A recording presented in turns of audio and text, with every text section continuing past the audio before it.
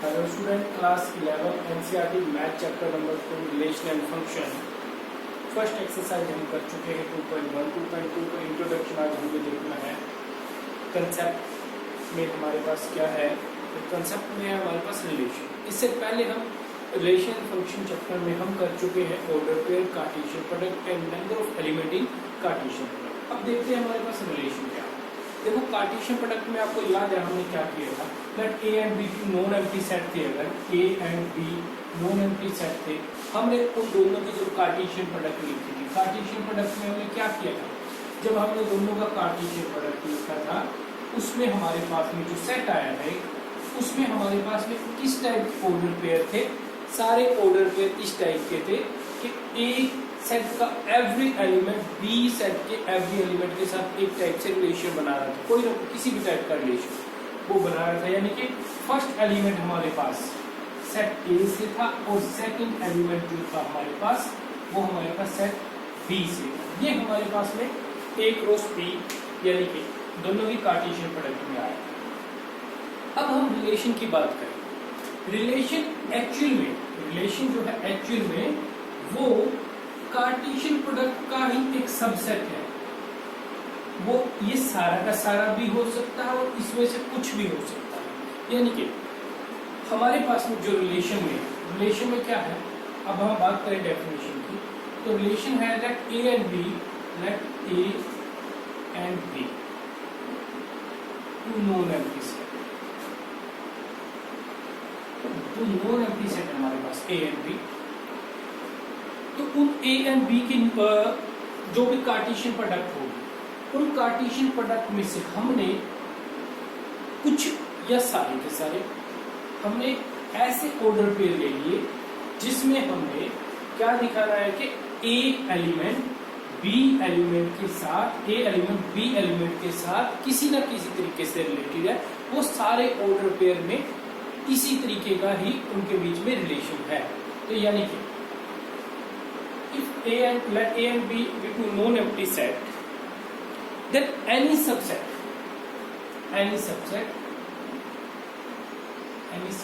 R, जो किसका subset है, subset R, subset of A cross B, कोई भी एक सबसेट हमने लिया, कोई भी एलिमेंट हमने उसमें से ले लिए, is called a relation।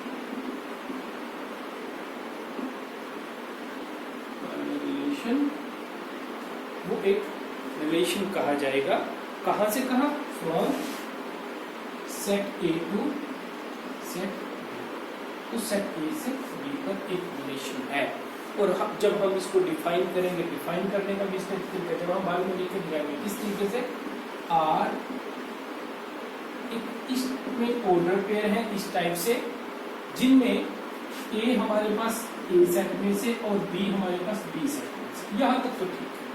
अब क्योंकि ये इसका एक सबसेट है और इसमें से कोई एक यूनिक इसकी कोई ना कोई क्वालिटी के बेस पे ये ऑर्डर पेयर यहाँ पे हमने सिलेक्ट की है, तो उसके लिए हमें वो ऑर्डर पेयर का जो रिलेशन है वो भी हमें यहाँ पे डिफाइन करना होगा। और साथ में हमने कह दिया ए इज, यहाँ पे हम जनरली लिख रहे हैं A is related to B, A related to B, यानी कि ए और बी में कोई रिलेशन है। अब ये रिलेशन किस टाइप का हो सकता है, ये हो सकता है इस टाइप से A is less than B, A is greater than B, या किसी भी टाइप से रिलेशन हो सकता है। वो जो भी होगा वो हम यहाँ पे डिनोट कर देंगे। यहाँ पे अभी उसके लिए आर से डिनोट किया गया है। तो ये हमारे पास रिलेशन के अंदर में होगा। तो अब बात आती है कि किसी भी सेट के लिए, किन्हीं भी कार्टेशियन प्रोडक्ट के लिए कितने हमारे पास में रिलेशन हो सकते हैं। उस कार्टेशियन प्रोडक्ट पे अगर टू सेट है, ए और बी नॉन एम्प्टी सेट है, उनके लिए हमारे पास टोटल नंबर ऑफ रिलेशन कितने हो सकते हैं। तो देखते हैं, हमने जब बात की थी कि टोटल नंबर ऑफ एलिमेंट कितने होंगे प्रोडक्ट में, तो टोटल नंबर ऑफ एलिमेंट हमारे पास थे m cross n। Let m element है हमारे पास ए सेट के अंदर में एलिमेंट, और सेट बी में लेटर्स हमारे पास एलिमेंट है n। तो उनके according total number of element जो हमारे पास में थे वो उन दोनों की प्रोडक्ट हुई थी। अब जब बात करेंगे हम टोटल नंबर ऑफ रिलेशन की, total number of relation, total number of relation कितने होंगे? टोटल नंबर ऑफ रिलेशन हमारे पास हो सकते हैं 2m इसी की बात की गई है। तो यानी कि टोटल नंबर ऑफ रिलेशन कितने होंगे?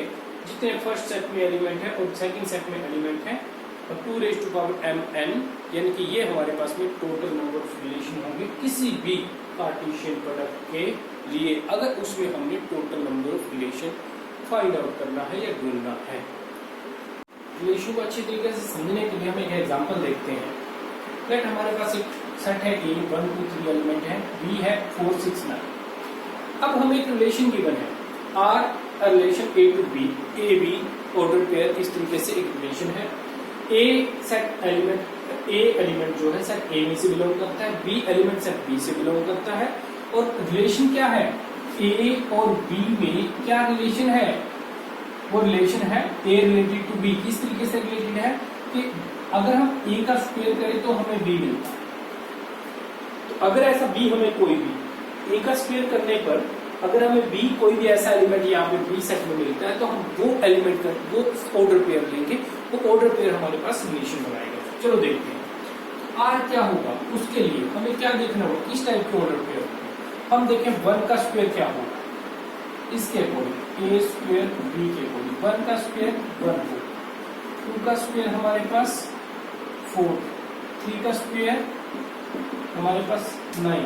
अभी हमारे पास वो कोई भी यहाँ से एलिमेंट नहीं बचा ए में जिसका हम स्क्वायर करके देखें। तो अब हमारे पास देखते हैं कौन कौन से यहाँ से हमारे पास एलिमेंट, ये हमने सभी ए में से लिए थे, सभी हमने ए में से लिए 1 लिया, उसके बाद हमने 2 लिया, उसके बाद हमने 3 लिया।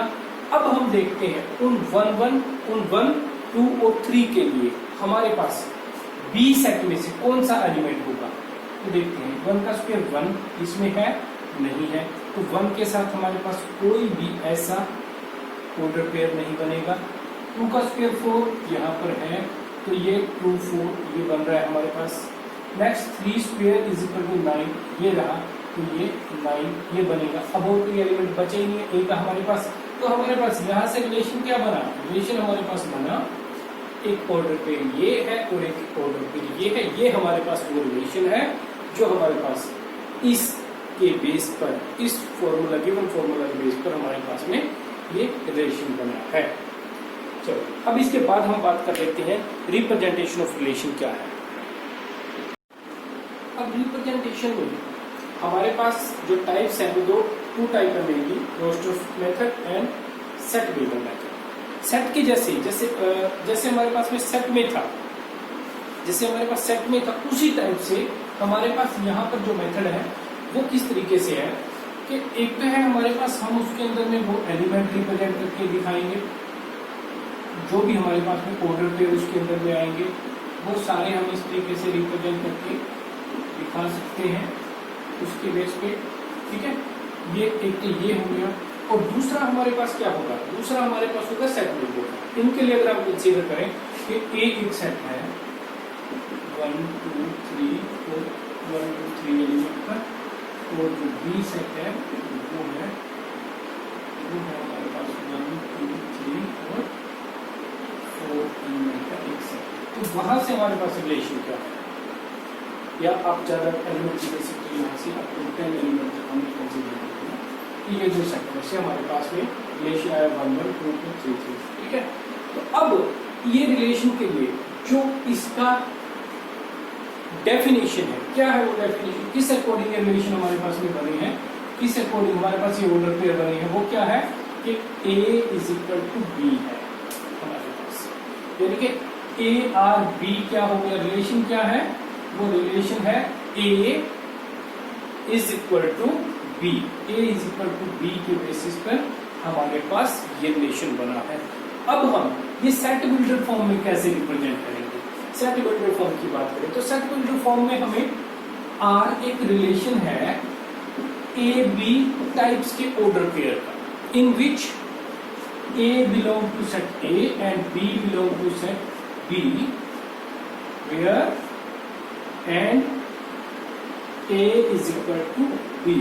ये उन दोनों के बीच में रिलेशन है। यानी कि यहाँ पे हमने बता दिया ए कहाँ से है, A element first element, second element कहाँ से है, और यहाँ पर हम रिलेशन ए और बी के बीच में या एक्स वाई जो भी होंगे दोनों एलिमेंट जो है उन दोनों एलिमेंट के बीच में क्या रिलेशन है वो हम यहाँ पर डिफाइन कर देते हैं। ये हमारे पास हो गई है सेट बिल्डर फॉर्म, यानी कि वो सेट जो ये सेट बना है रिलेशन का, इस रिलेशन के लिए जो ये सेट बना है ऑर्डर पेयर का, वो किस बेसिस पे बना है, किस अकॉर्डिंग बना है, वो है हमारे पास सेट बिल्डर मेथड। बेसिकली हमारे पास में ये दोनों ही टाइप्स हैं। इनके बाद भी थोड़े से कुछ हम पिक्चर के अकॉर्डिंग दिखाएं या ग्राफ के अकॉर्डिंग दिखाएं, उस अकॉर्डिंग भी कुछ टाइप्स बन जाते हैं। जैसे हमारे पास सेट ए में क्या है, ग्राफिकल मेथड है, जैसे कि हम इसको ग्राफ के अकॉर्डिंग रिप्रेजेंट करें 1 2 3, ये हमारे पास सेट ए हो गया, ये हमारे पास सेट बी हो गया, इधर यहाँ पर 1 2 3 4 and so on up to 10 जितने भी एलिमेंट हमारे पास सेट बी में है। तो इसके अकॉर्डिंग 1 के साथ में कौन सा एलिमेंट है, 1 के साथ 1 रिलेशन में है, तो 1 और ये बी से यहाँ पे 1, ये हो गया हमारे पास, 2 के साथ 2, 3 के साथ 3, ठीक है। इधर अगर 4 लें तो 4 के साथ यहाँ पे वो रिलेशन में है ही नहीं हमारे पास, हम यहाँ पे लाइन नंबर लाइन पे तो दिखा सकते हैं, ठीक है, लेकिन यहाँ पर कैसे दिखाएंगे, यहाँ पर है ही नहीं, यहाँ पर तो हमारे पास नहीं है वो, तो इसके साथ में कैसे रिलेशन हमारे पास यहाँ पर बनेगा, तो ये हमारे पास यहाँ पर है ही नहीं है इसमें एलिमेंट, ये हमारे पास है ग्राफिकल मेथड। इसके बाद एक है एरो डायग्राम। एरो डायग्राम में क्या है, ये सारे के सारे हम यहाँ पे 1 2 3 हमने ये रिप्रेजेंट कर दिया ए, इधर हमने रिप्रेजेंट किया 1 2 3 4 5 6 7 8 9 10, क्योंकि ये एलिमेंट हमने उधर रिप्रेजेंट कर दिए। एरो डायग्राम क्या कहता है कि कौन सा एलिमेंट ए का कौन सा एलिमेंट बी के कौन से एलिमेंट के साथ में रिलेशन में, 1 के साथ 1 रिलेटेड है, 2 के साथ 2, 3 के साथ 3, तो ये हमारे पास यहाँ पर है एरो डायग्राम। अब इसके बाद हम डिस्कस करते हैं कि एक सेट में डोमेन क्या है और रेंज क्या होती है और कोडोमेन क्या होगा, ये हम इसमें डिस्कस करेंगे। अब डोमेन, रेंज एंड कोडोमेन को समझने के लिए हमने पहले 2 सेट कंसीडर किए हैं। Set A B E F element है, सेट बी 1 2 3 4 5 6 एलिमेंट। ये दोनों ही सेट मैंने यहाँ पे रिप्रेजेंट कर दिए हैं, A and B, A B E F 1 2 3 4 5 6 element वो रिप्रेजेंट किए हुए। अभी कोई हमने रिलेशन नहीं लिखा है, रिलेशन अब हमारे पास यहाँ पर है। किस टाइप से ऑर्डर पेयर है, A1 B2 E3, हमारे पास E5, हमारे पास टोटल 3 एलिमेंट यहाँ पर है रिलेशन में, यानी कि 3 ऑर्डर पेयर है। अब देखो, अब हम करते हैं रिप्रेजेंटेशन इस रिलेशन के अकॉर्डिंग, यहाँ पर रिप्रेजेंटेशन करते हैं एरो डायग्राम के अकॉर्डिंग। A1 B2 E5 ये हमने रिप्रेजेंटेशन की। अब हम बात करते हैं डोमेन क्या है, रेंज एंड कोडोमेन क्या है हमारे पास। जब हम बात कर रहे हैं रिलेशन की, तो रिलेशन में हमारे पास जितने ऑर्डर पेयर में जितने भी हमारे पास रिलेशन में ऑर्डर पेयर है, उन ऑर्डर पेयर में जो भी फर्स्ट एलिमेंट है ऑर्डर पेयर में, वो सारे का सेट ए बी ई, जितने भी ऑर्डर पेयर में उस रिलेशन में जितने भी फर्स्ट एलिमेंट है ऑर्डर पेयर के, वो सभी का एक जो सेट है वो हमारे पास बनाता है डोमेन। ये हमारे पास डोमेन होगा, यानी कि ये कहां से है, ये हमारे पास देखो यहां से ए सेट में से है, यानी कि जो यहाँ पर ए सेट है उसमें से ये डोमेन लिया गया है। तो यानी कि हम ये भी कह सकते हैं यहाँ पर इसके लिए कि जो डोमेन है वो सबसेट है किसका, वो एक सबसेट होगा सेट ए का।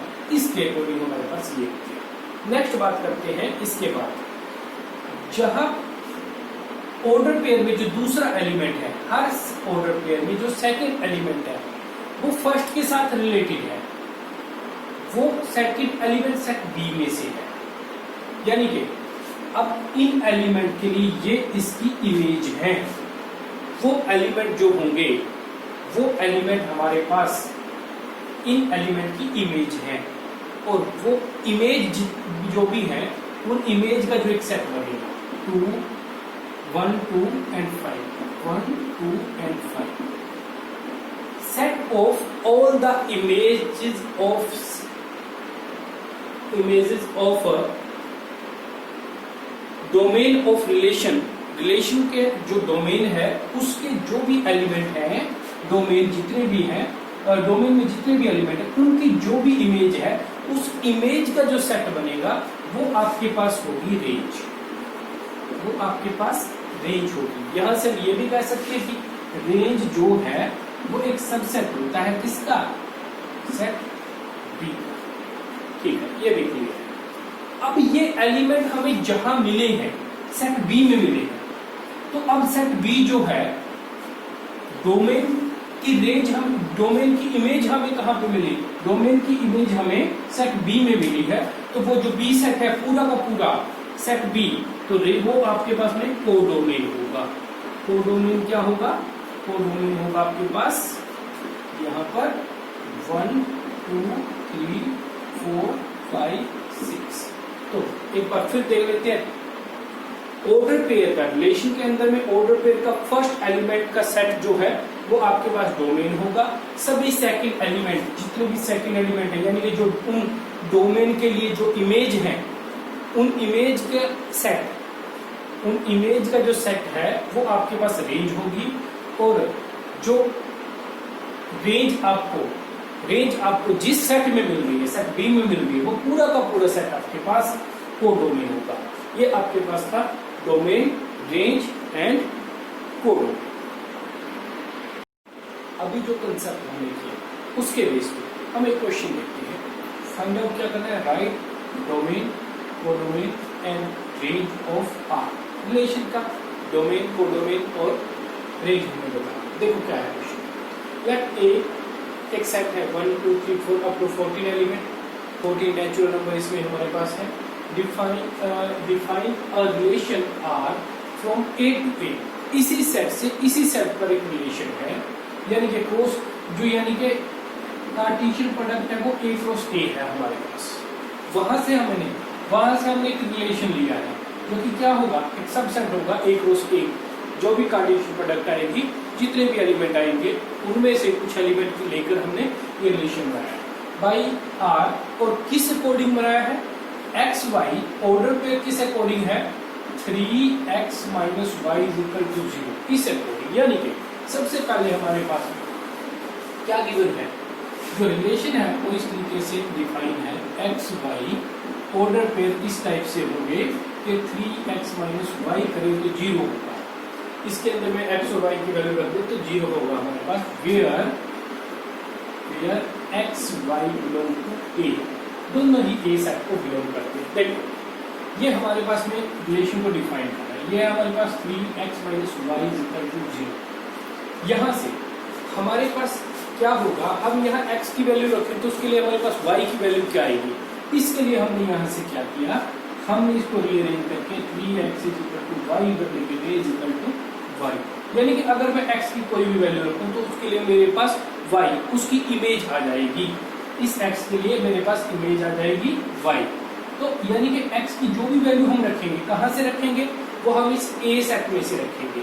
और उसके लिए मेरे पास जो y आएगा, y वो क्या होगा? = 3x के इक्वल होगा। देखते हैं क्या क्या वैल्यू पॉसिबल है, क्या क्या वैल्यू हमारे पास पॉसिबल है वो देख लेते हैं हम यहाँ से। देखो 1 रखा, 1 के लिए मेरे पास हो गया 3 × 1 3। फिर 2 रखा, 2 के लिए 2 × 3 6। 3 रखा, 3 × 3 9। 4 रखा हमने, 4 के लिए 4 × 3 = 12। 5 रखा, 5 के लिए मेरे पास हो गया 5 × 3 = 15। लेकिन 15 तो हमारे पास इस सेट में है ही नहीं। ये 15 देखो क्या का है? x and y, X Y belong to A, लेकिन 15 तो ए को बिलोंग नहीं कर रहा, यानी कि ये हमारे पास नहीं हो सकता। सिर्फ ये ही हमारे पास में एलिमेंट होंगे। यानी कि रिलेशन क्या हो गया? रिलेशन हमारे पास यहाँ से हो गया 1 3 2 6, उसके बाद 3 9, आफ्टर दैट उसके बाद 4 and 12, 4 and 12। ये हमारे पास यहाँ से रिलेशन मिल गया। हमें रिलेशन किस फॉर्म में मिला? हमें रोस्टर फॉर्म में मिला। इससे पहले ये सेट मेंबर फॉर्म में हमारे पास गिवन था। अब हमने क्या करना है यहाँ से? अब बिल्कुल आसान हो गया हमारे लिए। अब क्या लिखना है हमने? सबसे पहले डोमेन। तो डोमेन क्या होता है? First element of the order pair. Order pair का फर्स्ट एलिमेंट क्या है? 1 2 3 and 4। उसके बाद हमने लिखना है, उसके बाद हम लिखेंगे कोडोमेन। कोडोमेन में क्या होगा? कोडोमेन यानी कि जो ये इमेज है 3 6 9 12, ये कहाँ से आई है हमारे पास? वो इसी सेट में से है। तो पूरा का पूरा सेट लीजिए 1 2 3 अप टू 14 तक सारे एलिमेंट। उसके बाद बात आती है रेंज की। रेंज क्या होगा? रेंज हमारे पास होता है रेंज जो हमारे पास यहाँ पर इस तरीके से 1, अब सिर्फ रिलेशन की बात करूंगा 1 2 3 and 4। तो यहाँ पर जो हमारे पास एलिमेंट आए हैं 1 से लेकर 14 तक के सारे एलिमेंट थे वहां पर 1 2 3 4 5 6 7 8 9 10 11 12 13 and 14। 1 के लिए हमारे पास 1, 2 के लिए 1 के लिए हमारे पास क्या था? 1 के लिए हमारे पास था 3, 1 के लिए हमारे पास 3, 2 के लिए हमारे पास 6, 3 के लिए 3 3 9, यहाँ से इस तरीके से डिनोट कर देते हैं। 4 के लिए हमारे पास 4 3 12, 4 3 12, ये रहा हमारे पास यहाँ पर एलिमेंट 4 3 12। उसके बाद 5 के लिए कोई नहीं था, ये हमारे पास में 1 है। अब देखते हैं 1 की इमेज 3 है, 2 की इमेज 6, 3 की इमेज 9, 4 की इमेज 12। अब ये इमेज हमें जहां से मिली है, अब ये इमेज है और इन इमेज के लिए ये जो हमारे पास कोडोमेन, जो हमारे पास डोमेन में एलिमेंट है जिनकी ये इमेज है, उन इमेज के लिए ये 1 2 3 and 4 ये प्री इमेज है। तो अब हमने बताना क्या है? रेंज बताना है। रेंज क्या होगी हमारे पास? यहाँ से जो एलिमेंट इनकी इमेज है वो क्या है? सेकंड एलिमेंट है हमारे पास ऑर्डर पेयर का। वैसे तो बिल्कुल आसान है ये, यहाँ से ढूंढ पाना। हम डिस्कस कर रहे हैं थोड़ा सा डीपली इसको। तो 3 6 9 and 12 ये हमारे पास होंगे रेंज। कोडोमेन क्या होगा? पूरा का पूरा ये सेट, पूरा सेट। और हमारे पास डोमेन हो गया फर्स्ट सेट के वो एलिमेंट जो रिलेशन बना रहे हैं, एंड कोडोमेन पूरा हो गया हमारे पास सेकंड सेट। और रेंज होगी जहां पर जो इमेज है हमारे पास वो इमेज का सेट हमारे पास रेंज हो गया। इस तरीके से हमने इन चीजों को फाइंड आउट करना है।